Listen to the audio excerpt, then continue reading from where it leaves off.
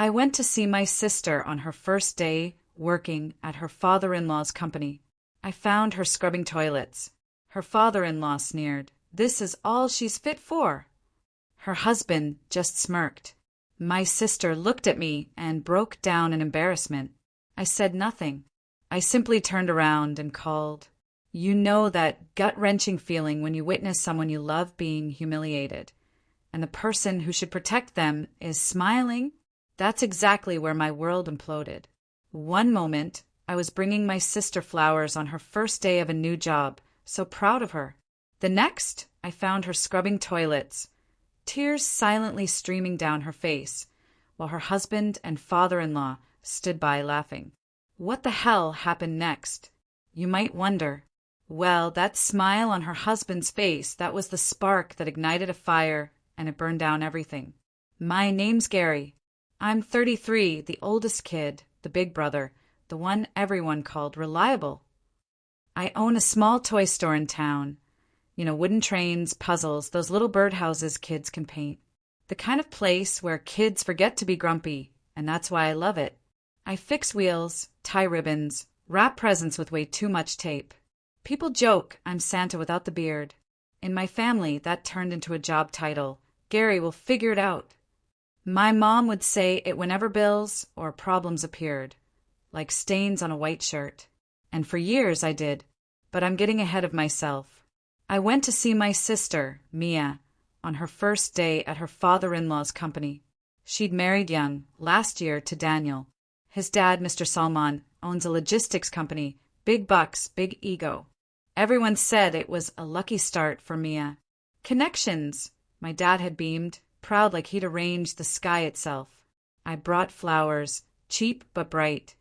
I even stopped for cinnamon rolls, the sticky, too much icing kind she loved. I followed the signs, and the lobby smelled like printer paper and lemon cleaner. Facilities, the receptionist said, not even looking up when I asked her to find Mia. Then I heard it, a man's voice, loud, careless. She's only good for this kind of job. There was laughter, a male chuckle, and that's when my blood ran cold, because I recognized it. It was Daniel, her husband. I stepped through the doorway and froze. Mia was in rubber gloves, her face flushed red, scrubbing a toilet. A bucket sat beside her. The flowers in my hand felt like a cruel joke. She saw me. Her eyes widened, blinked, and filled with tears so fast it made my stomach drop. She wiped her face with the back of her wrist, leaving a wet streak. "Gary, please don't," she whispered, her voice cracking. Her father-in-law, Mr. Salman, stood with his arms folded, his gold watch glinting under the fluorescent light. "You family?" he asked, not a question but a threat. I just nodded. My mouth tasted like metal. Then I looked at Daniel, her husband. He was smiling, not nervous, not embarrassed, just smiling. "What are you doing?" I asked him, my voice flat, hollow. He just shrugged. Everyone started somewhere. Mia let out a small sound, then half laugh, half choke, and that sound gutted me more than anything. She reached to pull the door closed. "Gary, it's fine," she said, her voice tiny. "It's my first day. I'm learning." I didn't say a word. I just set the flowers on the floor. I turned around, walked out past the receptionist, past a poster about teamwork, past a clipboard that screamed safety first. I stepped outside into the sharp afternoon air and took a breath that hurt, deep in my chest. Then I pulled out my phone, and I called. "You need to know how we got here. I've always been the fixer. Our dad works seasonal construction, disappears when work is scarce. Our mom does hair in the kitchen and calls it a salon. Mia, she's 27, and she grew up hearing she had princess potential. Last year, she married Daniel, and that came with the whole family package. His father, Mr. Salman, the one who owned the company, and a terrible temper. When I opened my toy shop at 26, I didn't have investors. I had a shoebox of savings and a landlord who liked my idea. I painted the walls myself, bought used shelves, cut out price tags from cardstock. That first holiday season, I practically lived in the stockroom, sleeping between shipments. But people liked that I remembered their kids' names. I still have a crayon drawing a 4-year-old handed me, saying Gary's train store with a crooked heart. I taped it behind the counter for luck. My family, they liked my shop as a concept. They liked that it made me sweet. What they didn't like was when I started saying no. Before that, it was always yes.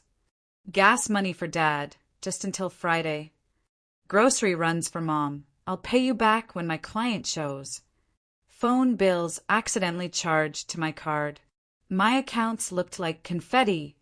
$140 here, $120 there, $300 in a pinch. When Mia got engaged, I covered deposits because Daniel had delays with a bonus. I printed the receipts and filed them in a folder labeled taxes. It really should have said habits. Every holiday, the same jokes. Gary doesn't need gifts, he needs customers, Dad would say. Gary collects sob stories and stuffed animals, Mom would add, laughing like it wasn't mean. Mia wasn't cruel back then. She was naive. You're good, she'd say, hugging me tight. That's why good things happen to you. But good things meant chores and checks and drives at midnight when someone drank too much.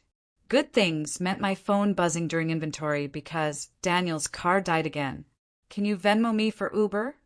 When Mia got married, the money problems multiplied. Suddenly, there were in-laws at every family dinner. Mr. Salman was the kind of man who ordered the most expensive thing and made loud jokes about small-time people. He called my store cute in a voice that made it an insult. At their engagement dinner, he pointed at me and said, "When this one decides to run a real business, he can come talk to me." Daniel laughed hard. Always performing. He sells puzzles, Dad. It's not exactly logistics. Mia looked embarrassed. I made a face that said I didn't care. But that night, I stayed late at the shop, counting boxes of wooden blocks, just so the anger could sit down. The wedding had a gift table like a mountain. My gift was cash. I don't do registry fights. That envelope was big for me. For them, a postage stamp. The next week, Mom called. "We need to talk about the honeymoon fund," she said. "There's a gap." "How much?" I asked. "Not much," she lied first. Then, $3,000. I felt the number like a slap. "Mom, if you love your sister," she pleaded.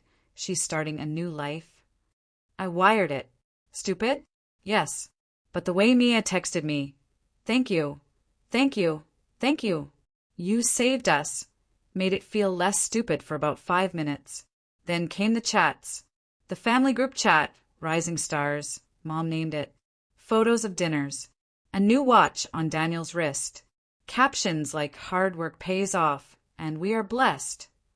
If I sent a photo of a child holding a wooden plane, no one responded. If I sent a video of a toddler ringing the little bell by the register after choosing a sticker, Mom would heart it and then paste a link to an article about real entrepreneurship. When Mia told us she'd be working with the family, there were fireworks in the chat. "Daddy will teach you." Power couple. No one asked what the job was. No one asked if she even wanted it. And then I saw her cleaning that toilet. I didn't call to yell. I called to verify. "First, Mom." "What?" she said, already defensive. "Do you know where Mia is working?" "She's lucky." Mom chirped. "Who else will give a young woman a chance like this?" "With rubber gloves." I asked. "On her knees." Silence. Then a sigh. "Don't be dramatic." "Her husband was smiling," I said. "Men joke," Mom dismissed. "Stop making trouble." Then I called Mia. She didn't pick up. Then Daniel. He answered on the second ring, cheerful like a radio host. "Gary, you met the team." "I saw Mia," I said, my voice tight. "Explain." "It's her first day," he said like it was obvious. "Dad's showing her discipline. It builds character. Everyone starts at the bottom." "That's not a bottom," I snapped. "That's humiliation." He laughed. "You're sensitive. You always were." He paused, then added, "By the way, we're moving into a bigger apartment. We'll do a housewarming soon. Bring that famous Gary dip." Something hard and cold settled in my chest. The requests escalated in the coming week. Mia's car needs new tires. Can you help? We're short on rent while her first paycheck clears. Mom's salon sink cracked. Urgent. Each message with a please and 3 crying emojis, like sugar on a bruise. I helped once, twice. Then I opened my accounting app and scrolled. Money out. Money out. My landlord had raised the rent at the shop. A supplier wanted prepayment because of market delays. I stared at my numbers and felt a cold line draw through me. I typed in our family chat, "We need to talk about money." No one answered for 3 hours. When they did, it was Mom not on text. Sunday dinner, 6 p.m. I spent the rest of the week with a knot in my stomach, organizing receipts by category. Mia and Daniel, parents, miscellaneous. I printed bank screenshots and highlighted dates. It felt like homework for a subject I hated. Saturday, Mia came into the shop. Sunglasses on, a paper cup of coffee. She stood by the display of kites, touching a blue one like it was fragile. "I'm fine," she said, without me even asking. "You don't look fine," I replied honestly. "I can handle it," she insisted. "Don't embarrass me." "I won't," I said, my voice steady. "But I'm done paying for people who insult you." Her laugh was small and mean, borrowed from someone else. "You always act like a hero." "I'm tired of acting," I said. She left without buying anything. I watched the bell on the door swing and go still. Sunday dinner. My parents' house. The TV was on in the living room, low, as if conflict needed a soundtrack. Everyone was already there. Mom, with a serving spoon like a scepter. Dad scrolling on his phone. Mia quiet, eyes rimmed red. Daniel smiling, of course. Mr. Salmon had invited himself, which is to say he'd announced he was coming and no one told him no. "Let's eat first," Mom said, which meant, "Let's corner Gary after dessert." "No," I said, my voice clear. "Let's talk first." Mom rolled her eyes. "Fine, banker. What's your issue?" I put a folder on the table. I could feel Daniel's smirk from across the room. "This is everything I've covered in the last 18 months, I said, sliding out the first page. Rent catch-up, wedding deposits, honeymoon gap, car repairs, utilities, groceries, a loan to Dad for a week that became 6 months. Dad muttered. I said I'd get it. "You didn't," I said, staying calm. "Total is $18,420. Mom laughed, a little high-pitched. "Drama." I flipped the next page. Average monthly outflow to family, $1,023. I paused. My shop's profit last quarter, $1,180 per month. Do the math. Daniel leaned back, unconcerned. "So what, Gary? Money comes and goes. Family stays." "Not like this," I said, my voice hardening. Mr. Salmon cleared his throat loudly. "In my house," he announced, though we were not in his house, "we respect the providers." "Do you respect my sister?" I asked him, eyes on his gold watch, not his face. "Or is she just a mop with a heartbeat?" Mia flinched. "Careful," Daniel said, voice low. "Careful." I repeated, a bitter taste in my mouth. "I watched your father call her stupid while you smiled." "It was a joke," he snapped. "It wasn't," I said. I put my phone on the table. "Here." I recorded 5 minutes of it. I hit play. His voice filled the small kitchen. "She's only good for this kind of job." Then laughter. Daniel's laughter. It sounded worse when it bounced off the fridge. Mom's mouth tightened. Dad looked at the salt shaker like it held all the answers. I paused the audio. "Here's what's going to happen." My voice was steady, unwavering. "No more money for me. Not for rent. Not for cars. Not for promotions disguised as favors. I'm not your safety net. I'm not your bank." Mom's tone turned syrupy, yet sharp. "Gary, don't make ultimatums. That's ugly." "What's ugly," I said, staring her down, "is watching my sister get humiliated and pretending it's a plan. What's ugly is being told I'm sweet while you treat me like an ATM with arms." Daniel's smile finally cracked. You think you're better than us because you sell toys? I think I've been financing your lifestyle while you play Prince, I shot back. Dad finally spoke. So what? You'll let your family starve? No one here is starving, I said. And if you were, you'd sell that watch before you texted me. Silence. The TV hummed. The smell of overcooked rice hung heavy. Mia whispered, Gary, please. For you, I said, softening only for her. I'll help once if you want out. Not for another month of this. For a real exit. Daniel stood, his chair scraping loudly. She's not going anywhere. She decides, I said. He laughed in my face. You can't tell her what to do. I'm telling you what I won't do, I countered. We're done. Mom slammed the spoon down. You're ungrateful. For what? I asked. For being used? She opened her mouth, closed it, and then did the thing she always does. Went for the throat.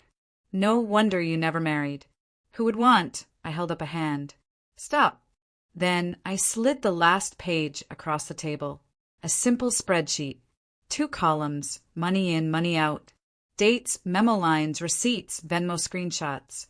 The kind of document no one can argue with, because numbers don't blush. I'm done, I said again, steady now. Boundaries are not betrayal. I stood. I expected someone to follow me, to drag the fight out the door. No one did. The house made that old settling sound as I left, as if it knew something had shifted inside its walls. The first week after, my phone was a fireworks show. Missed calls, group chat explosions, rising stars turned into a courtroom. Mom, you humiliated us. Dad, real men don't keep score. Daniel, you owe Mia an apology. Mia, can we talk alone? I answered only Mia. We met at a coffee shop with sticky tables and good muffins. She wore the same sunglasses. The barista, who knew my name, drew a little train next to Gary on my cup. I'm mad at you, she said without even a hello. That's allowed, I replied calmly. You made me look weak, she accused. You're not weak, I said, looking her straight in the eye. You're in a bad system. Her jaw clenched. I chose my husband. Did you choose his father? I asked. Did you choose to be trained with bleach? She blinked hard. It's not like that every day. Once is too much, I said softly. Look, I'm serious about help. If it's for an exit, I found a small apartment over a bakery. Month to month, I can cover the deposit. I can drive you there with your stuff. I can change the locks. Her eyes flashed, then went flat. So you'll still pay, just your way. I'll invest in you. I corrected, not in them.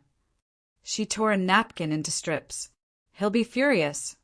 Men survive fury, I said. Shame rots you faster. She didn't answer. We sat there, the napkin pile growing. When we left, she hugged me, too quick, like a reflex. That night she texted, not now. Then, love you. Both things true at once. At the shop, something else shifted. I showed up with a clean stomach, no invisible debts pulling at my coat. I put out a new display of marbles that caught the light like small planets. A kid pressed his nose to the glass and whispered, wow. A dad asked if we still did birthday bundles. I said yes and added an extra sheet of stickers, just because I could. My landlord came by. Thinking of selling, he asked casually. My heart knocked. Should I be worried? He shrugged. Market's weird, but your place brings foot traffic. You're good. That night, I pulled my numbers again. With the outflow stopped, my budget breathed. I added a class, Saturday Fix-It Hour, where kids bring broken toys and I teach them to glue, sand, be gentle. The first Saturday, 7 kids showed up. By week 3, we had 12 and a wait list. Parents stood by the door, sipping coffee, smiling the way people smile when their kids are quiet and careful. One afternoon, a woman came in with a little boy carrying a stuffed dinosaur with one arm missing. Can you help Mr. Gary? He asked, like we'd known each other forever. Let's try, I said. We sat at the repair table. I showed him how to thread a needle. His tongue stuck out in concentration. When we finished, he hugged the dinosaur. Then me, quick. His mom tapped the tip jar. For the kindness fund, she said. I put the bills in the envelope labeled community. That envelope had been thin for months. It puffed up again. On the wall behind the counter, I added another crayon drawing. At home, quiet became my favorite sound. I realized I hadn't cooked a proper dinner in weeks, so I made a pot of soup big enough for leftovers. I ate at the table instead of standing by the sink. I slept through the night. The family took longer to adjust. Mom tried a new angle. Nostalgia. Remember when you scraped your knee and I made popsicles? She texted. I do, I replied. Boundaries still stand. She waited a day. Then, no one will take care of us when we're old. You're not old, I wrote back. Start today. Dad sent me a link to a tool set he wanted on sale. Nice, I replied. Period. Nothing else. Daniel sent paragraph after paragraph. You embarrassed me. You're jealous. You're a child selling toys. Real men provide. I didn't respond. The world didn't end. Mia sent fewer texts but sweeter. A photo of the bakery window with apartment for rent sign. Then no comment. A photo of her hand without her wedding ring. Then no comment. Then a photo of the ring on a napkin with the words, I'm not ready, written in pen. I hearted the photo and wrote, I'm here. Not money, not rescue. Just here. 2 weeks later, she asked me to meet her outside her place. She had a duffel bag and a box of shoes. Don't make a speech, she said. I won't, I promised. We drove to the apartment over the bakery. The landlord, a small woman with a silver braid, showed us a studio with a blue door and a view of the alley with string lights. It smelled like cinnamon. Mia touched the window frame and nodded. Okay.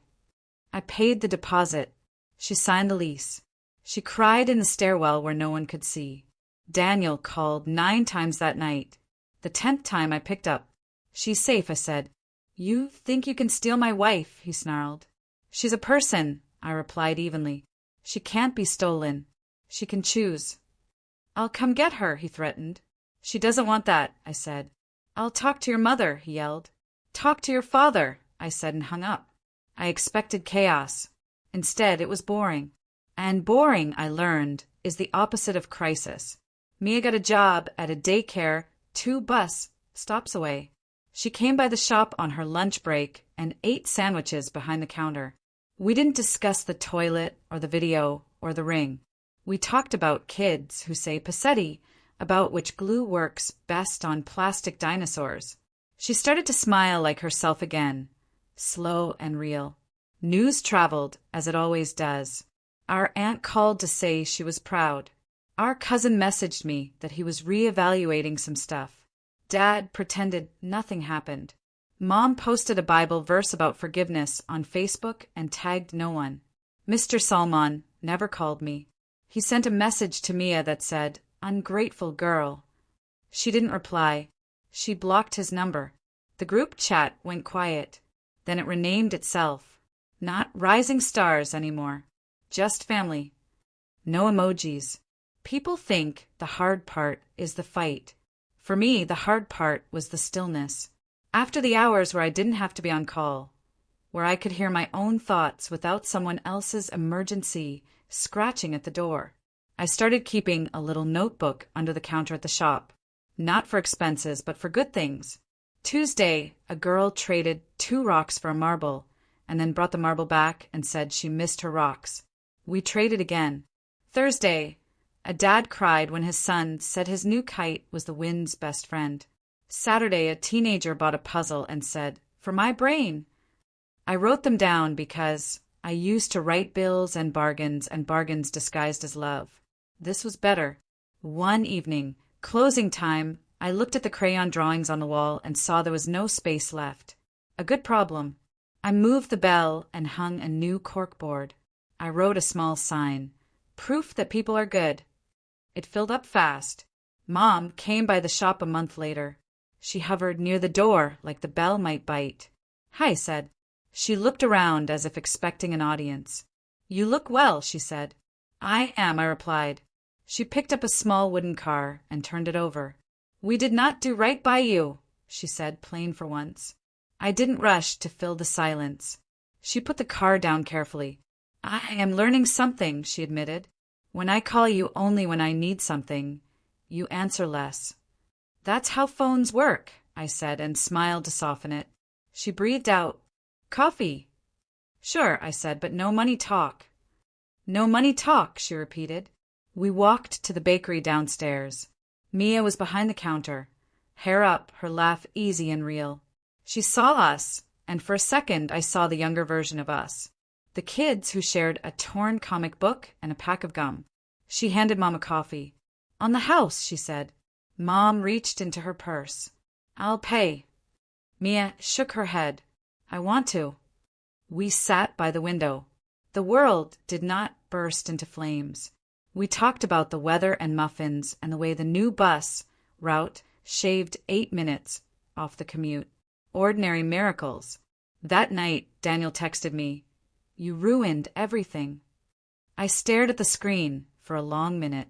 Then I deleted the conversation and blocked the number. My hands didn't shake. My chest felt light.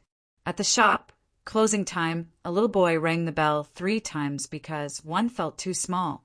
His mom apologized. "He's overexcited." "That's allowed," I said. He held up a crooked drawing of a train and said, "Can it go on the wall?" "Absolutely," I said. He watched me pin up. It took the last empty space on the new cork board. Walking home, I called Mia. "You good?" "I'm okay," she said. "I signed up for evening classes, early childhood education." "Proud of you," I said, a genuine warmth spreading through me. "You always say that," she replied. "I always mean it," I said. At my apartment, I sat at the table where I used to sort receipts no one respected. I wrote one more thing in my notebook. I'm not an ATM. I'm a person. I can be kind and say no. Both truths fit in one body. I closed the notebook. I slept. Here's the moral, in case you need it as plain as I did. Love without boundaries is just a slow way to drown. Saying no isn't cruelty. It's a life jacket you hand to yourself. And sometimes the loudest kindness you can offer the people you love is refusing to fund their worst habits. I'm Gary, oldest kid, toy store owner, former family bank. Present tense, brother, son, man with a door you can knock on for coffee, conversation, a place to breathe, but not for bailouts. I won't apologize for that. Not now.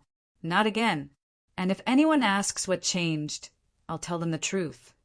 I saw my sister on a floor she didn't deserve, and I decided we were done living like that. So, tell me, have you ever had to draw a line in the sand with your family? What did it cost you? What did you gain? I'd really love to hear your stories in the comments.